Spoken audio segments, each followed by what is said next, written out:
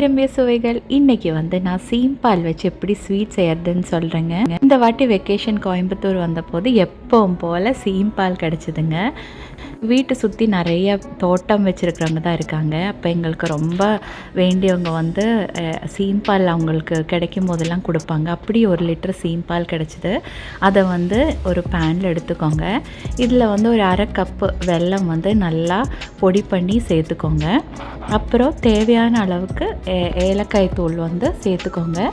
இது நல்லா மிக்ஸ் பண்ணிக்கோங்க. சரிங்களா? நல்லா மிக்ஸ் பண்ணதுக்கப்புறம் நம்ம இதை பேக் பண்ணி எடுக்க போகிறோம். ஓவன் இல்லையே அப்படின்னு கவலைப்படாதீங்க. ஓவன் எல்லாம் தேவையில்லை.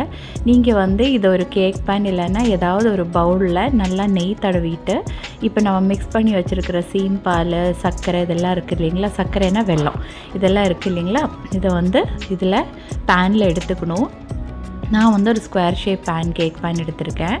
இதை இதில் எடுத்துகிட்டு ஒரு பெரிய பாத்திரம் சூடு பண்ணி, கேஸில் சூடு பண்ணி இந்த மாதிரி ஒரு ட்ரே மாதிரி எதை வச்சு இதை க்ளோஸ் பண்ணிவிட்டு நல்லா ஒரு மீடியம் ஃப்ளேமில் ஒரு 1 ஹவர் போல் நம்ம குக் பண்ணி எடுக்கணுங்க. இப்போ 1 ஹவருக்கு அப்புறம் பார்த்திங்கன்னா பக்காவாக புட்டிங் மாதிரி ரெடியாக இருக்குது. கத்தி விட்டு பார்த்திங்கன்னா எதுவுமே ஒட்டலை.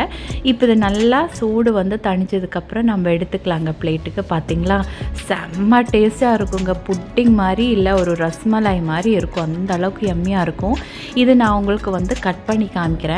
இது நல்லா சூடு தணிஞ்சதுக்கப்புறம் சாப்பிட்டுட்டு மிச்சம் இருந்ததுன்னா ஃப்ரிட்ஜில் ஸ்டோர் பண்ணிக்கோங்க. இன்னும் டேஸ்ட் ஜாஸ்தியாகும்.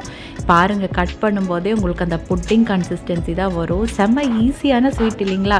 சீம்பால் இனி கிடச்சா இனிமேல் அதை வச்சு என்ன செய்யறதுன்னு யோசிக்காதீங்க. இந்த மாதிரி செஞ்சு பாருங்கள். குழந்தைங்களும் ரொம்ப விரும்புவாங்க. இப்போ பார்த்திங்கன்னா நான் அதை எடுத்து காமிக்கிறேன். கட் பண்ணிட்டேன். பார்த்திங்களா எவ்வளோ ஸ்பாஞ்சியாக செம்மையாக இருக்குது. இது அவ்வளோதான், சூப்பராக இருக்கும். இனிமேல் சீம்பால் கிடச்சா இப்படி செஞ்சு பாருங்கள், எனக்கு சொல்லுங்கள். மறுபடியும் இந்த மாதிரி சூப்பரான ஒரு ரெசிபியோடு உங்களை சந்திக்கிறேங்க. அது வரைக்கும் பாய், ஸ்டே சேஃப்.